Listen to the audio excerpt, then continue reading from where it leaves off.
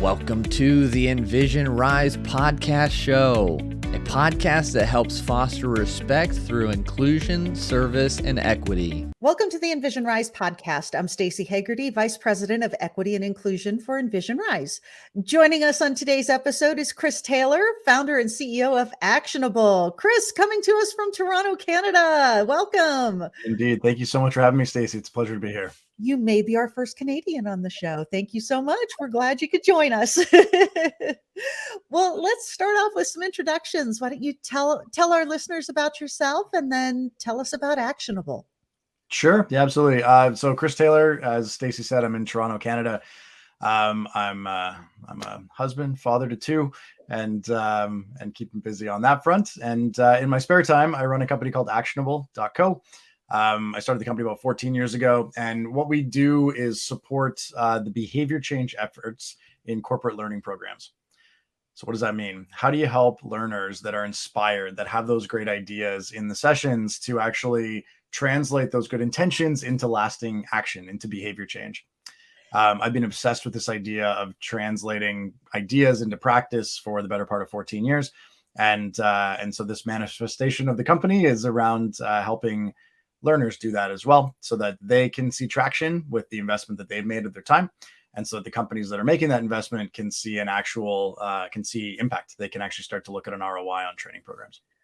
All right, let's talk about this because as some of our listeners know, my background before my current role was in higher education, and adult learning is so much different than what we remember from primary and secondary school. And when you become an adult, it becomes so much harder, I think, not only to learn new things, but to operationalize those new things that you're learning. Sure. So let's talk about that a little bit. How are adults learning things and putting that new learning into action?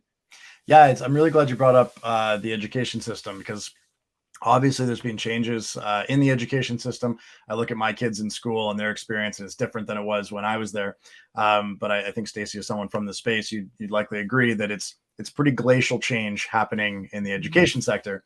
And it's different in the corporate world, but it's also different for us as adults with demands on our time, and both demands on our time and the expectation that we are experts in our craft. Otherwise, what right do we have in the role that we have?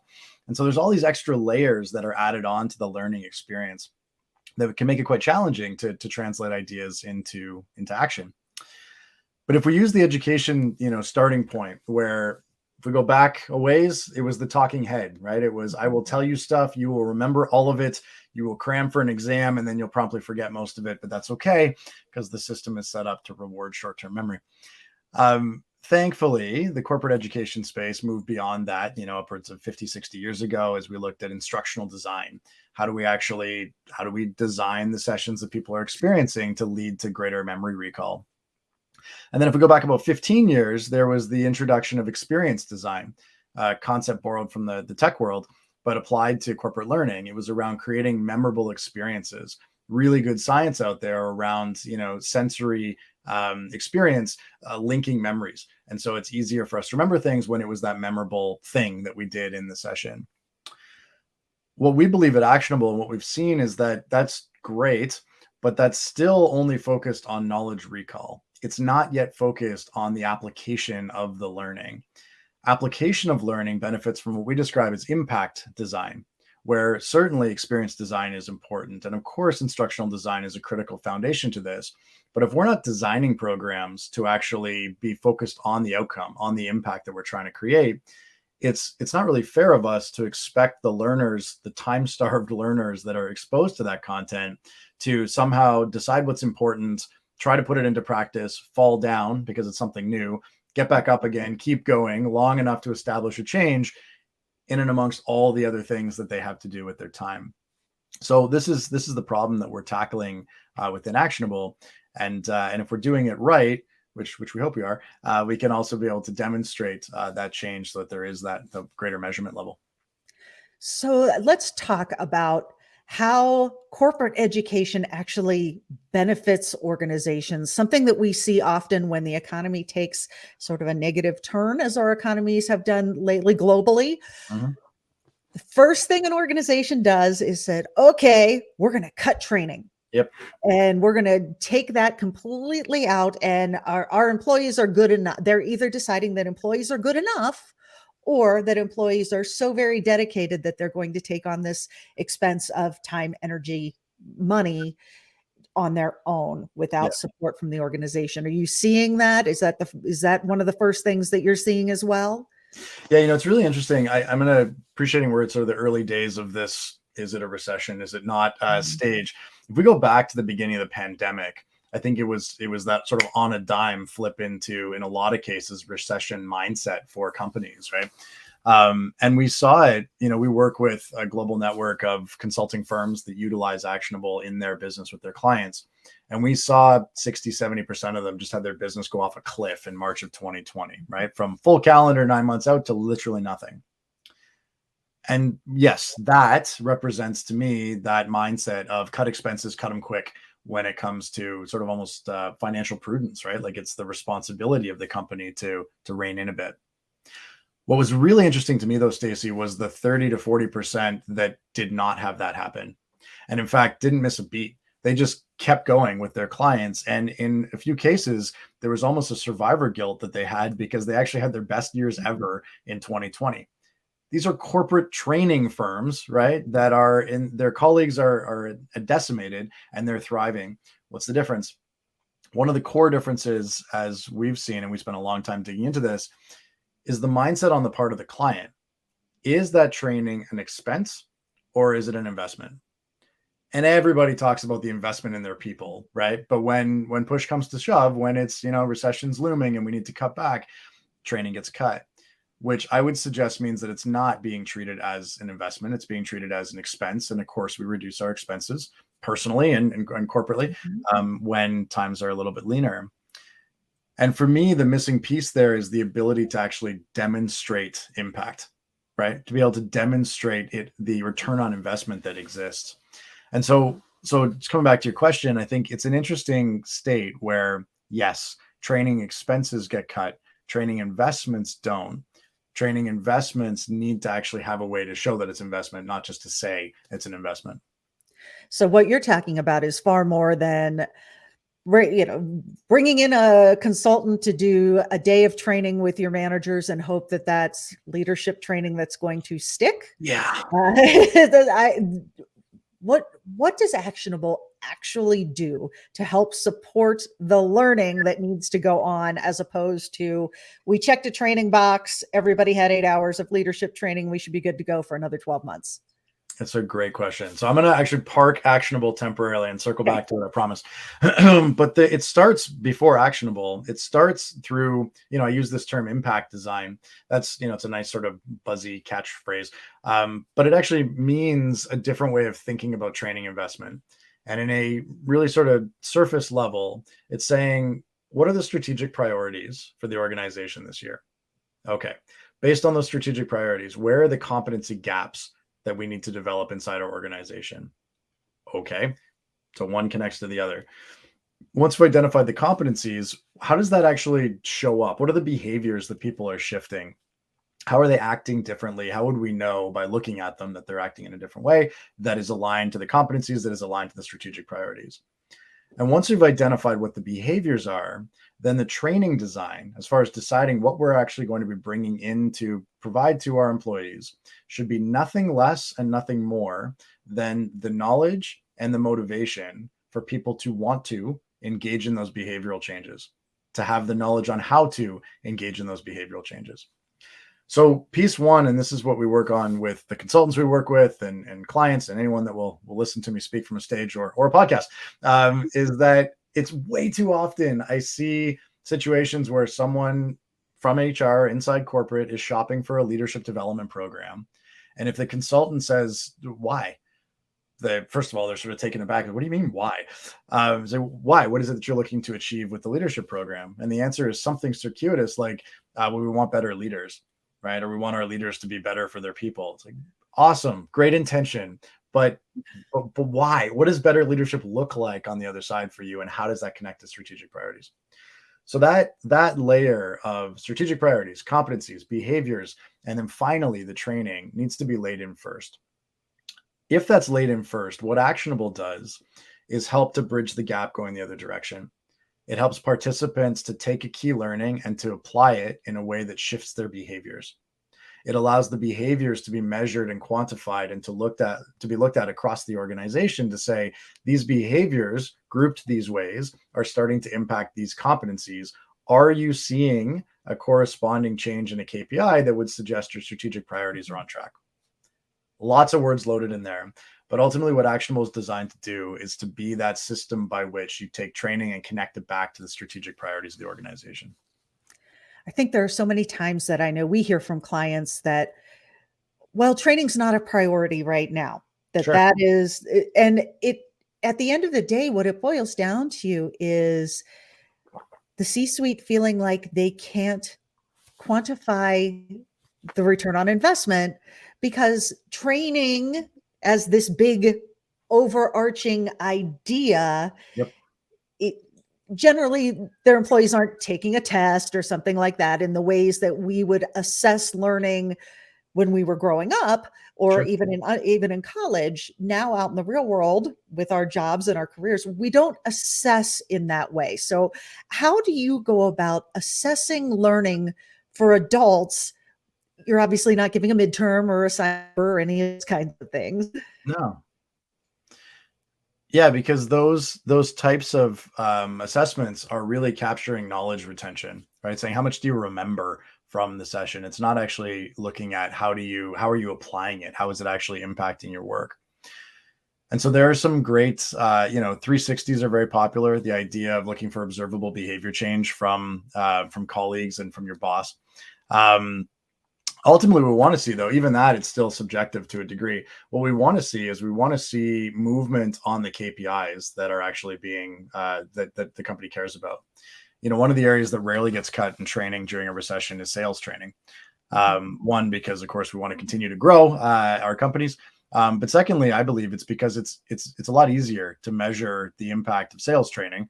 Right, it's like we're generating more revenue or booking more leads or whatever. Right, sales is a really great function in the sense that they measure everything along the way, whereas leadership development or equity and inclusion development, right, really hard to start to quantify. So that's why that connection point at the beginning work of saying, I was going through it at a theoretical level, but let's say this is a real client example.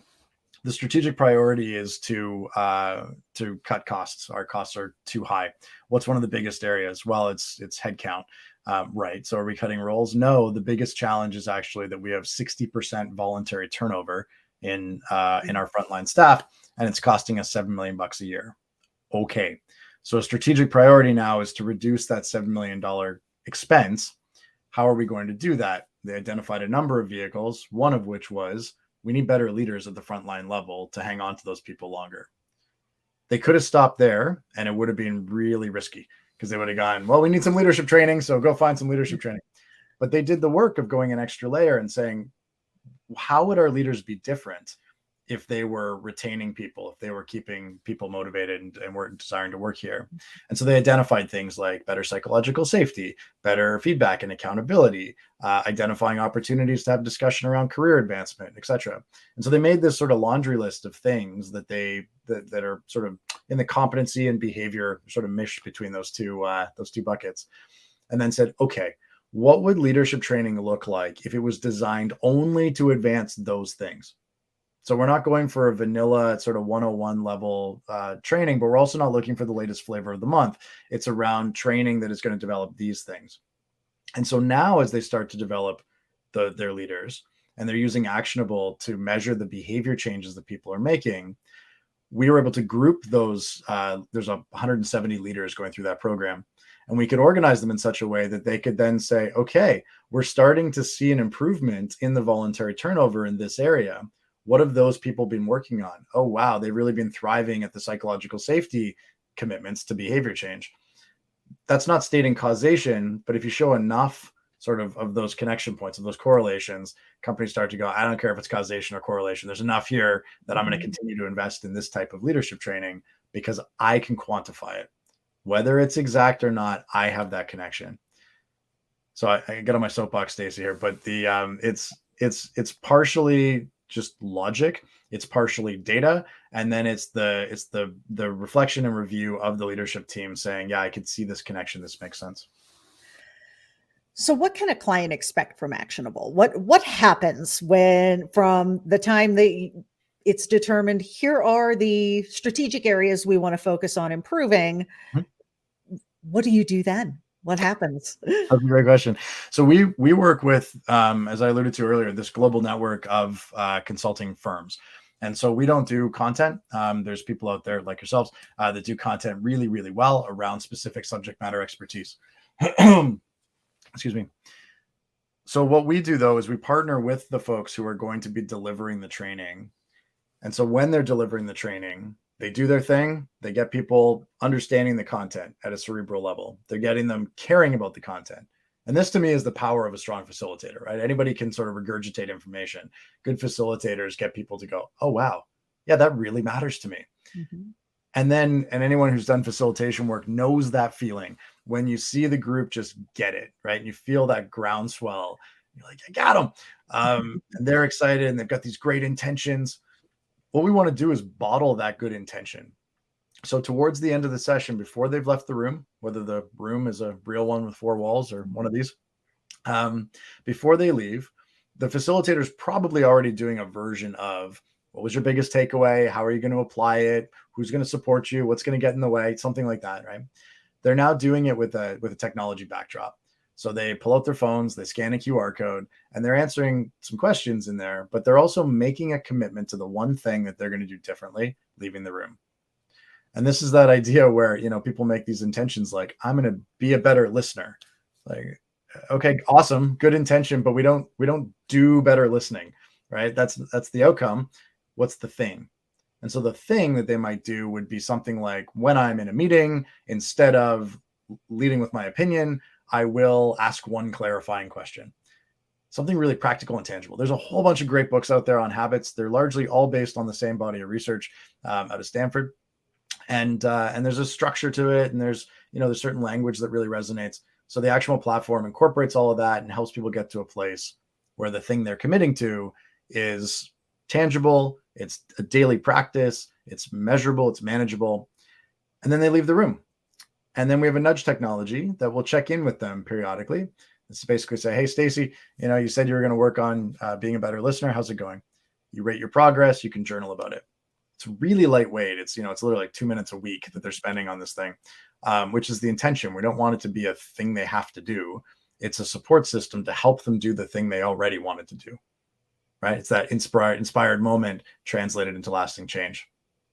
Then in the background, we're generating all the reporting around that to say, here's the behaviors that are shifting. The facilitators might use that to update their next session, to tweak it a little bit. If there's coaches involved, they can use it to coach to, as opposed to the, how's it been going? They've now got data. They know how it's been going. And the senior leadership group can start to see, oh, wow, our strategic priorities are being advanced by these behaviors, which was driven by this content. Good for the consultant, good for the client, good for the participant. This is such fascinating technology for me, because it sort of reminds me of people who are on a wellness journey, a physical wellness journey, and they want to stop snacking so much at night or whatever it is. They tell you, write down everything that you do. Sure. As far as eating. And while that's not going to necessarily change your behavior, it does make you become much more reflective on that habit. That's exactly it.